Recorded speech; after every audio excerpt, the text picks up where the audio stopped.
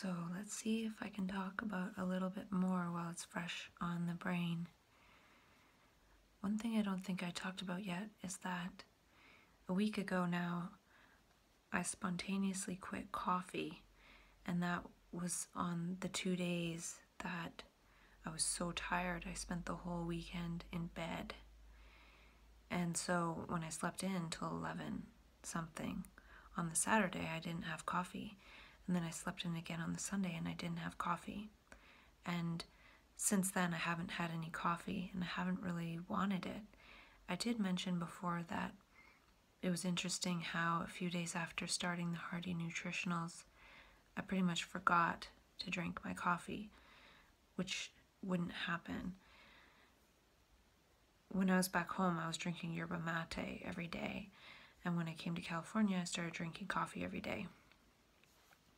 So a week ago, I just quit coffee and it feels fine. So there could be something to the Hearty Nutritionals in that it just makes it so I don't really want coffee. I don't crave it. I don't need it. And that's interesting because in a way, those micronutrients are causing a change in behavior in me. So I don't have any craving for coffee, but even beyond that, it stops the habitual behavior of getting coffee, and I'm not even subconsciously thinking about it, so I don't go and pour it. So it's interesting how it does affect that kind of behavior, and if it affects that behavior, what other kind of behaviors does it affect? So one might think, oh, well, micronutrients couldn't affect behavior in any positive way, but it's already changed my behavior of wanting coffee. And since caffeine is a drug, it's making it so I don't think of coffee or behaviorally, habitually go and get coffee and drink it. So it sounds plausible that it could be doing the same with the pharmaceutical drugs. It's changing something so then my body doesn't think that it needs the drugs. I don't know how it works, but I'm just seeing that the same mechanism that made me effortlessly quit coffee might make me somewhat effortlessly quit pharmaceutical drugs. And I was thinking about today when I was listening to the talks with people sitting around and saying amazing things. I was thinking about how we really don't have time to sit around and listen to everyone say all their brilliant ideas,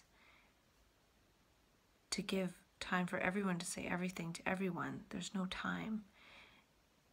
And if we really understood some of these things that there seems to be a contact with in map consciousness, maybe not quite an understanding, but a contact with, then we would just be acting. The actual action and behavior and way of living life, of actually understanding these things that we're trying to understand, whatever that is, or these processes or whatnot, if we really understood, we would be acting differently. We wouldn't be sitting around talking about stuff. We would be creating, we would be singing, we'd be dancing, we'd be laughing, we'd be playing, would be all these things that happen in map consciousness. And map consciousness isn't necessarily exactly whatever that is. Who knows? But it's a lot closer to it than all this intellectual delay that we're doing. That again, if we were clear, we could see with our own eyes. So even in talking about all this stuff with myself, it's not to continue to sit and talk to myself about this stuff. It's to have a context and understanding. And when one is able to be with that and embody that, something else altogether emerges. So it might even be something even way beyond what emerges when one first goes into contact with map consciousness or does the second time or third time. Those exposures to it actually might just be priming something completely different. So even in talking about all this stuff, it's not saying it's anything at all. It's just talking about this in a different way. And a talk I heard was by the gentleman who wrote the book The Man Who Wasn't There, and it's on how certain neuropsychological conditions give insights into the nature of the self, because these conditions are actually breakdowns of the self, or breakdowns in the organization of the self.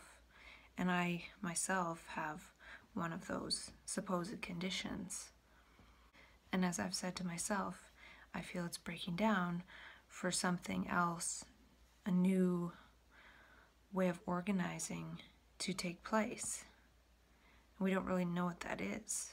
And we probably don't know what that is until enough broken down selves are together in one place and organize, and that is what organizes this new thing, because it's about relationship. It's not about each self individually.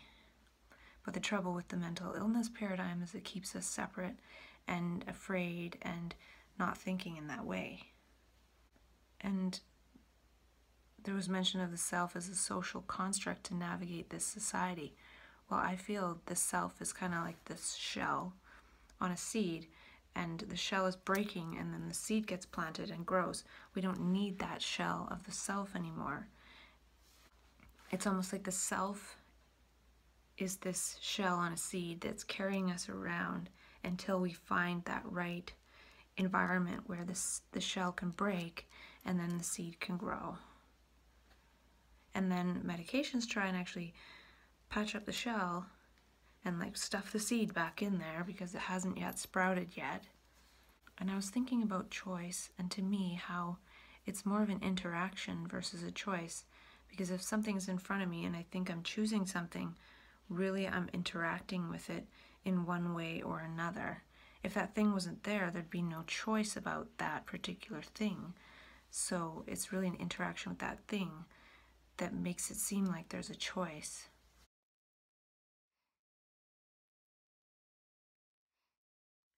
And there was mention of how somebody in late stage Alzheimer's can not really speak much, but then be put in front of an orchestra, and if they were a conductor, they can conduct a piece. And I was relating that to meaning, and how things that are actually really meaningful maybe are last to break down in the brain, or they're actually more there in the brain. So if somebody was a conductor, that doesn't really break down, but all these ego structures that are in there that aren't really meaningful, and all this crap we've accumulated that we think is meaningful, all that breaks down because it doesn't have any meaning. So to me, with how it breaks down in so-called bipolar, and it turns into this hyper meaning making state, it's almost like all this meaningless stuff falls away, and all of a sudden we're creating all this meaning beyond right and wrong. It's meaning to save the brain in a way and get it in contact with meaning itself, not all this meaningless crap that we've accumulated. So I feel it's important to be in contact with the meaning-making process, and that's what self-dialogue is. It's the process of meaning-making, not about reward and punishment and right and wrong and knowing all the terms perfectly. That's the realm of academia, and when it gets that uptight, it starts to become meaningless. There's got to be some kind of play in the making of meaning, because we're making it. It's a play. So if we don't lose that which is meaningful, or it breaks down slower, might that not be a clue to the deterioration of the brain, that it's so full of this meaningless stuff, and the self, as it's created, is meaningless? So it could be partly that this new whatever that's trying to come into play when the self breaks down has something to do with meaning, whereas the self is meaningless. So we're substituting meaning making on the go, in the now, which requires sensitivity to the moment. in place of all these accumulated structures that we try to recall to meet the present moment and therefore don't meet it at all. We meet it with the past, which has no meaning in the present. So one has to drop all the structures of self in order to make meaning in the moment and see meaning in the moment fresh.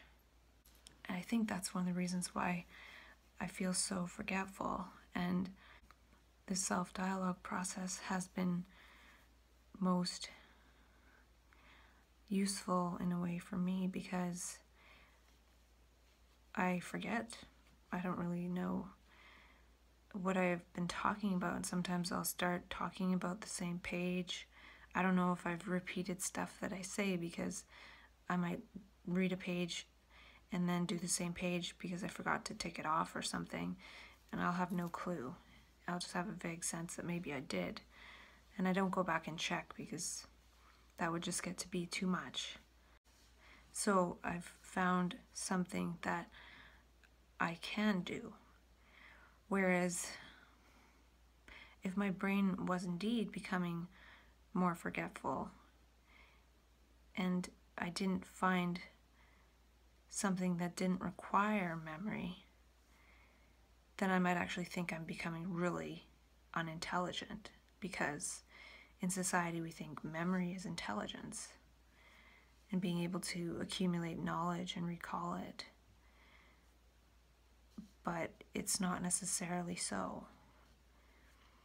And when the brain is freed up from that process, then a different process comes into play. So I feel like that which deteriorates is the meaningless. And a lot of the things I wrote down were primed by what they were saying, but weren't necessarily directly related. So they were talking about how the brain constructs maps of the body, maps of the arm, so we know we have an arm and blah, blah, blah. Well, in map consciousness, I think the brain is mapping something else, some other aspect of our body or our organism or our being that we're not even aware of that we have, because we haven't mapped it yet. And maybe we haven't needed to map it yet. Maybe we haven't needed to map this sphere of meaning making yet. But now all of a sudden, when all this meaninglessness could actually destroy humanity, we need to be able to map new meanings. And so it's putting us in touch with that.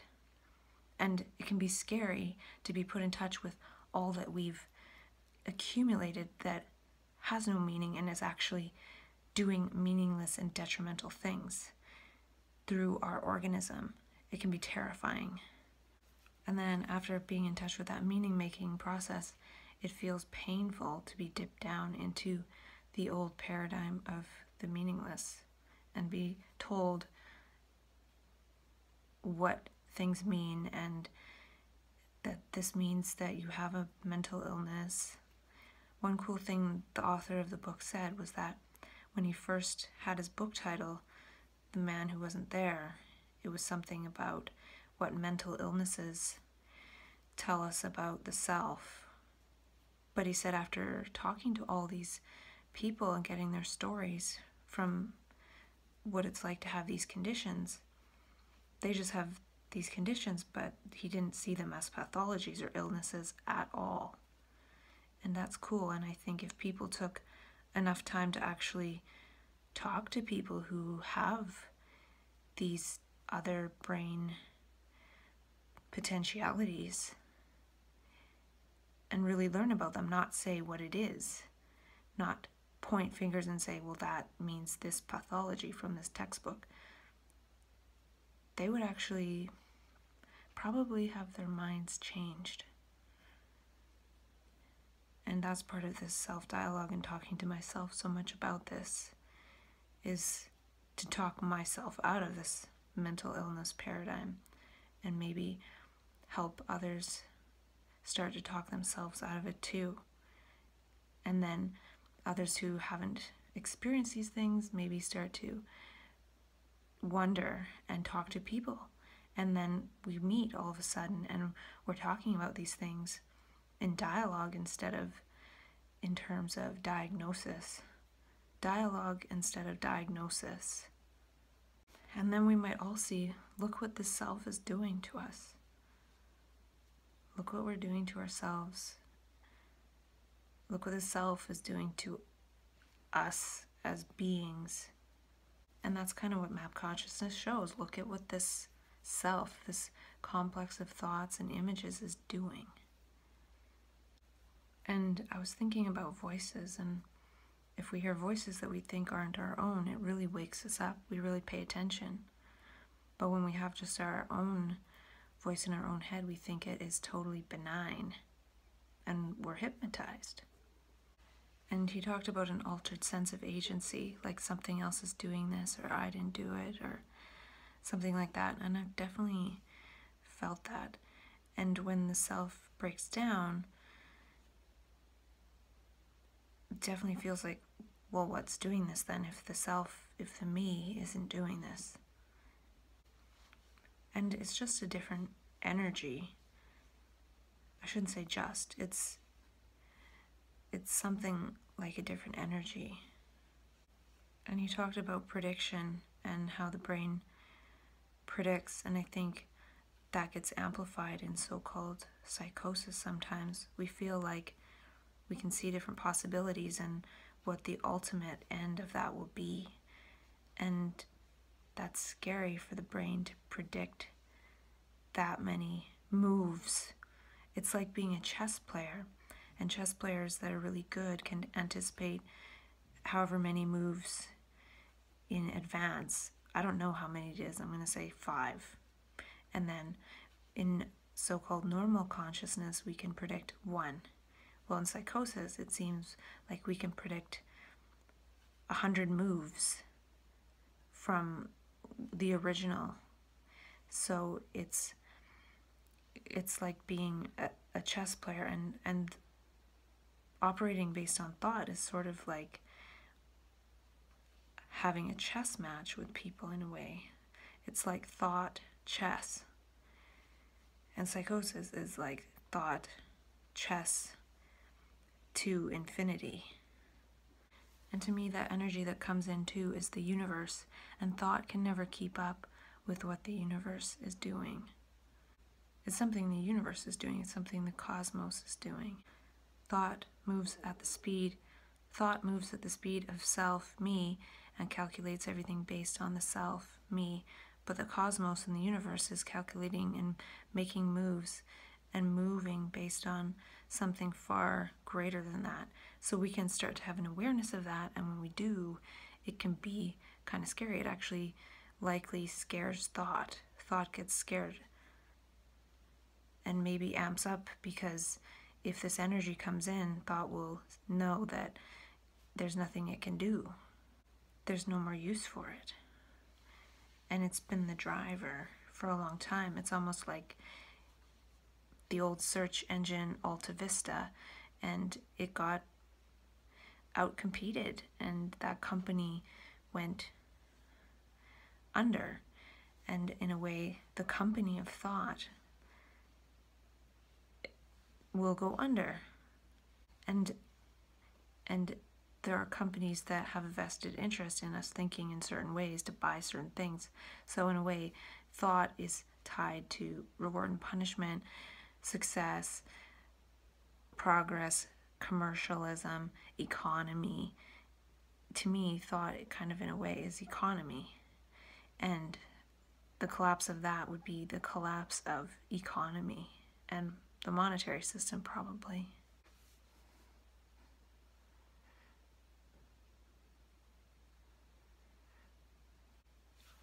And he mentioned something about self-reflexiveness. And I don't really understand what that is, because I don't know if my mind works that way anymore. But I was thinking of it in terms of map consciousness, how we do reflect on things that are brought into awareness that are different than we usually would. It's a different self-reflexiveness. Maybe it's a reflexiveness of the collective unconsciousness, or different extrapolations that we wouldn't usually have access to. And I wrote down a question. Of all the processes of the brain, why does thought enter conscious awareness? So there's a lot of different processes of the brain that we're not consciously aware of. But why does thought enter conscious awareness? Why is there a process of the brain that produces this image and sound complex to meet life? And I feel like that process is the hologram. It's the hologram that meets life in any given instance due to what it's making salient and picking out of reality to react to.